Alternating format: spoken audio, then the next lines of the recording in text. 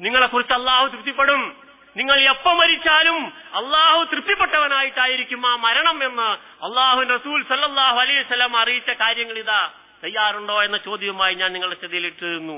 മൻ ഫാറക ദുനിയ, ആരെങ്കിലും ഈ ദുനിയാവിൽ നിന്ന് വേറിട്ട് പോയാൽ അലൽ ഇഖ്ലാസി ലില്ലാഹി, ഒന്ന് അള്ളാഹുവിന് നിഷ്കളങ്കനായി അള്ളാഹുവിന് ഇബാദത്ത് ചെയ്യുന്നവനായിക്കൊണ്ട്, കളങ്കമില്ലാത്ത കറകളില്ലാത്ത ശുദ്ധമായ മനസ്സിന്റെ ഉടമയായി.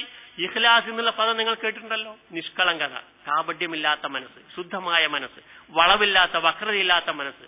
അങ്ങനത്തെ മനസ്സിന്റെ മുഖ്ലിസായി അള്ളാഹുവിന് ഇബാദത്ത് ചെയ്തുകൊണ്ട് അവനിൽ ഒരാളെയും പങ്കു ചേർക്കാതെ നമസ്കാരം കൃത്യമായി വീഴ്ച കൂടാതെ നിർവഹിച്ചുകൊണ്ട് സക്കാത്ത് കൃത്യമായി നിർവഹിക്കുന്ന ഒരവസ്ഥയിലാണ് നിങ്ങൾ മരിച്ചു പോകുന്നതെങ്കിൽ വല്ലാഹു റാളിൻ അൻഹു, അവനെ കുറിച്ച് അള്ളാഹു തൃപ്തനാണ്. പരലോകത്ത് പോകുമ്പോൾ ആ തൃപ്തമായ അള്ളാഹുവിന്റെ മുഖം അവന് കാണാൻ കഴിയും.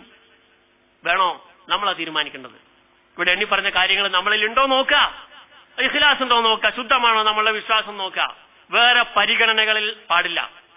നമ്മളുടെ ഇബാദത്തുകളിലോ കർമ്മങ്ങളിലോ അമലുകളിലോ എവിടെയാണെങ്കിലും മറ്റ് ഒരു കണ്ടീഷനുകളോ പരിഗണനകളോ ഉണ്ടാവരുത്. മുഖ്ലിസായ ഒരു അവസ്ഥ ഉണ്ടാവണം. അത് നിങ്ങൾ ഇഖ്ലാസ് എന്ന് പറഞ്ഞ വിഷയം നിങ്ങൾക്കറിയാലോ, ഞാനത് വിശദീകരിക്കുന്നില്ല. അതുപോലെ തന്നെ അള്ളാഹുവിനെ ഇബാദത്ത് ചെയ്യുകയും ശിർക്ക് വരാതെ സൂക്ഷിക്കുകയും നമസ്കാരം കൃത്യമായി നിർവഹിക്കുകയും പിന്നെ പറഞ്ഞത് നമ്മുടെ വിഷയമാണ്.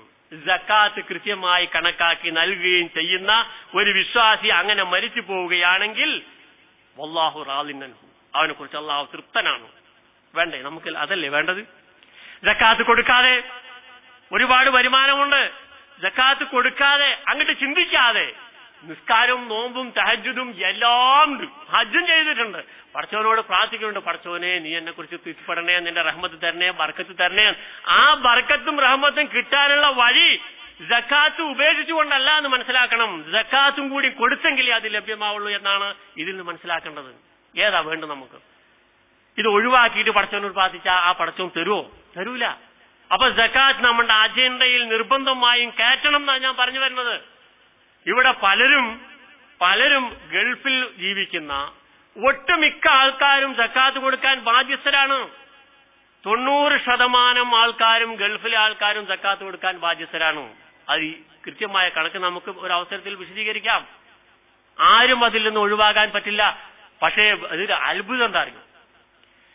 ഏറ്റവും കഠിനമായ ശിക്ഷ ഏറ്റുവാങ്ങാം, ഏറ്റവും വെറുക്കപ്പെട്ടവനായി മാറുക, ഒരുപാട് അമലുകൾ ചെയ്യുക, സക്കാത്ത് കൊടുക്കാത്തതിന്റെ പേരിൽ മാത്രം അള്ളാഹുവിന്റെ മുന്നിൽ നിന്ദ്യനായി ആടിന്റെയും പോത്തിന്റെയും മൂരിയുടെയും ഒട്ടകത്തിന്റെയും ചവിട്ടും കുത്തും കൊള്ളേണ്ടി വരിക മഹ്ശറയിൽ. ഞാൻ പറയാൻ പോകുന്നുണ്ട് അവസാന ഭാഗത്ത്. സക്കാത്ത് കൊടുക്കാത്തതിന്റെ പേരിൽ മാത്രം ഇവിടെ വലിയ ആജിയിലും പൂക്കലും ഒക്കെ ആയിട്ട് നടക്കുക. എന്താ വേണ്ടത് നമ്മൾ തീരുമാനിക്കാം. മനസ്സിലായോ? കണക്കാക്കി നോക്കിയാൽ വളരെ ചുരുങ്ങിയൊരു സംഖ്യയുള്ളൂ. അതായത് അത്ഭുതം, 1,00,000 രൂപ സ്വന്തമായിട്ടുണ്ടെങ്കിൽ എല്ലാ സഹോദരന്മാരെങ്കിലും മനസ്സിലാക്കി, വീട്, ഭക്ഷണം, ചികിത്സ, വസ്ത്രം, കുട്ടികളുടെ, ഭാര്യന്റെ, ബാപ്പാന്റെ, അമ്മാന്റെ, നമ്മളെ ചെലവുള്ള എല്ലാവരുടെയും ചെലവ് കഴിച്ച് എന്തെങ്കിലും ഒരു അനീതി അള്ളാഹ് പറഞ്ഞ നിയമത്തിലുണ്ടെങ്കിൽ നമ്മൾ ചിന്തിക്കുന്നതിലുണ്ടല്ലോ കാര്യം എന്ന് വേണമെങ്കിൽ പറയാം. ഇത് അങ്ങനെയാണോ? ഈ ആവശ്യങ്ങളൊക്കെ വകവെച്ച് തന്നിരിക്കുക. നോക്കി, ഗൾഫുകാരനാണെങ്കിൽ നാട്ടിൽ പോകാൻ എടുക്കുന്ന ടിക്കറ്റ് വരെ കൂട്ടാം ചെലവിൽ. മനസ്സിലായോ? എന്നിട്ട് സംഖ്യ ബാക്കിയുണ്ടെങ്കിൽ 1000 ഉറുപ്പ്യ എന്നൊരു 25 ഉറുപ്പ്യ സ്വർഗത്തിന് വേണ്ടി കൊടുക്കുക. എന്തേ മനസ്സിലാത്ത 25 ഉറുപ്പ്യ? 100 ഉറുപ്പ്യ എന്ന് 2.5 ഉറുപ്പ്യ കൊടുത്താൽ എന്താ കൂട്ടി നമുക്ക് നഷ്ടപ്പെടാനുള്ളത്?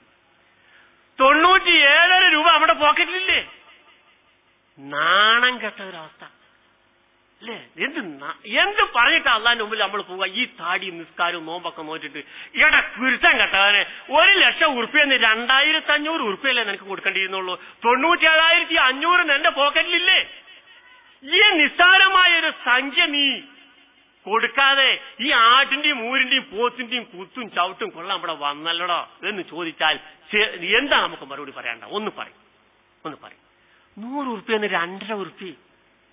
ഒരു കൊല്ലം പിന്നെ അതിന് കൊടുക്കണ്ടെന്ന്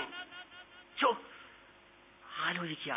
നിസ്സാരമാണ് സംഭവം, ഗുരുതരമാണ് കൊടുത്തിട്ടില്ലെങ്കിൽ. ഒരു ഹദീസും കൂടി നിങ്ങൾ നോക്കൂ.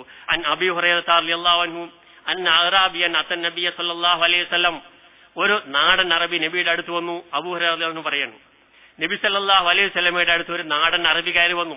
ഫഖാല, എന്നിട്ട് അറബി പറയാണ്, ദുല്ലനി അല അമലിൻ, അള്ളാഹിന്റെ റസൂലെ എനിക്കൊരു അമല് പറഞ്ഞു തരണം, ഒരു അമല് ഞാൻ ചെയ്യാൻ ഒരു അമല് പറഞ്ഞു തരണം. എന്താണ് അമലിന്റെ പ്രത്യേകത? ഇദാ അമിൽതുഹു, ആ അമല് ഞാൻ പതിവായി ചെയ്താൽ ദഖൽതുൽ ജന്ന, എനിക്ക് സ്വർഗ്ഗത്തിൽ പോകണം. മാന്യമായ ചോദ്യം അല്ലേ? നമ്മുടെ ആവശ്യതാണ്.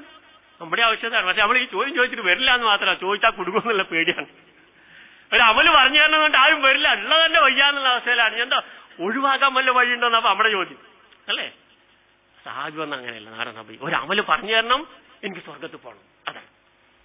ഖാല, നബി സല്ലല്ലാഹു അലൈഹി വസല്ലം പറഞ്ഞു, ശ്രദ്ധിച്ചോളി, നമുക്കും പോകേണ്ട അവിടേക്ക് പോകാനുള്ള വഴിയായി പറഞ്ഞു വരുന്നത് അറാബിക്ക് മാത്രമല്ല നമുക്കും പോകേണ്ട വഴിയാണ്. തഅബുദുല്ലാഹ, നീ അള്ളാഹുവിനെ ഇബാദത്ത് ചെയ്യണം. ലാ തുശ്രിക ബിഹി ഷൈഅ, അവനിൽ ഒന്നിനെയും പങ്കു ചേർക്കരുത്. വ തുഖീമ സ്വലാത്ത, നമസ്കാരം കൃത്യമായി നിർവഹിക്കണം. അൽ മക്തൂബത്ത, ഫർള് നമസ്കാരം, നിർബന്ധമായ നമസ്കാരം. വ യുഅദ്ദി സകാത്ത അൽ മഫ്റൂള, നിർബന്ധമാക്കപ്പെട്ട സകാത്ത് കൃത്യമായി കൊടുക്കുകയും വേണം. അടിവരട്ടോളി. വ തസൂമു റമദാന, റമദാനിൽ നോമ്പ് നോൽക്കുകയും വേണം. നബി നിർത്തി. സ്വർഗത്തിൽ പോകാനുള്ള അമല് പറഞ്ഞു കൊടുത്താണ്. ശ്രദ്ധിച്ചോ നിങ്ങള്? എന്നിട്ട് ഖാല, ആ അറാബി കേട്ടപ്പോ, വല്ലദി നഫ്സി ബിയദിഹി, എന്റെ ശരീരം അല്ലെങ്കിൽ ആത്മാവ് ആരുടെ കയ്യിലാണോ അവൻ തന്നെയാണ് സത്യം എന്ന് പറഞ്ഞാൽ അല്ലാഹ് തന്നെയാണ് സത്യം. ലാ അസീദു അലാ ഹാദാ, ഇപ്പൊ മുഹമ്മദ് നബി സല്ലല്ലാഹു അലൈഹി വസല്ലം പറഞ്ഞതിൽ നിന്ന് ഒന്നും ഞാൻ കൂട്ടൂല, ഇതങ്ങനെ ചെയ്യും. അത് പറയണം. ഈ നാടൻ ആൾക്കാർക്ക് അങ്ങനെ ഒരു സ്വഭാവം ഉണ്ടല്ലോ, വിവരം കൂടുന്തോറുള്ള വക്രത കൂടാ, സൂത്രപ്പണി കൂടാ. എപ്പോഴും അങ്ങനെ തന്നെ. നാടൻ പ്രദേശക്കാരന്റെ ഭക്തി നമുക്കില്ലല്ലോ. ഒരു നാടൻ വറവ് വെട്ടുകാരന്റെ പേടി നമുക്കുണ്ടോ? പഠിച്ചവൻ കാണുമല്ലോ എന്ന് അവൻ പറയണ ആ പേടി കേൾക്കുമ്പോൾ നമുക്ക് പേടിയാകുന്നു, നമ്മളതിനേക്കാളും പോക്കാണല്ലോ എന്ന്.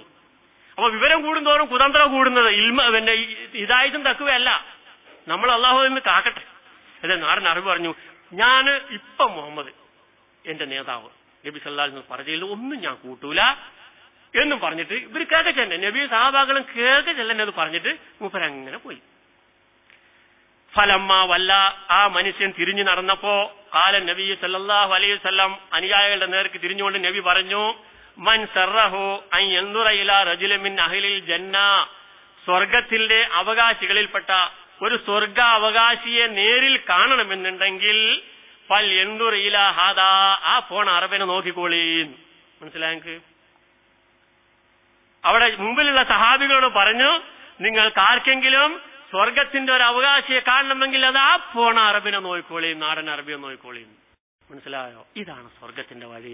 സകാത്ത് കൊടുക്കുന്നതിന്റെ പ്രാധാന്യം, അത് കൊടുത്താൽ ഉണ്ടാവുന്ന സ്വർഗീയ പ്രവേശനത്തിനുള്ള ഭാഗ്യവും നരകത്തിലുള്ള മോചനവും അതിന്റെ മറ്റൊരു സാധ്യതയാണ്, മറ്റൊരു കാരണമാണ്, നിമിത്തമാണ്. 5 കാര്യങ്ങളെ ഞാൻ ഉദ്ദേശിച്ചിട്ടുള്ളൂ, സമയം അത് അനുവദിക്കണുള്ളൂ. ഒരു കാര്യം കൂടി വളരെ പ്രധാനപ്പെട്ട പറഞ്ഞ് ഞാൻ അവസാനിപ്പിക്കാം.